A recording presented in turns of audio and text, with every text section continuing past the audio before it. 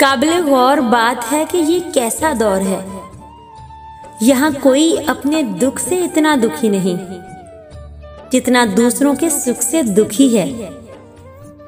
सबसे जानलेवा नशा किसी इंसान की लत लग जाना है, क्योंकि हर नशे का मुतबादिल आपको बाआसानी मिल सकता है, मगर इंसान के छोड़ जाने पर उसका मुतबादिल मिल जाना तकरीबन नामुमकिन है।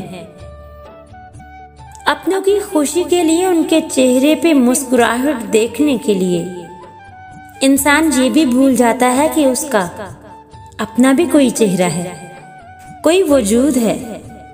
और जब वक्त बदलता है तो आपका अपना चेहरा आपको पहचानने से इनकार करता है। तुम जान भी नहीं सकते जिन लम्हात में तुम सब्र कर रहे होते हो, अल्लाह तुम्हारे लिए किस किस जरिए से मदद तैयार कर रहा होता है।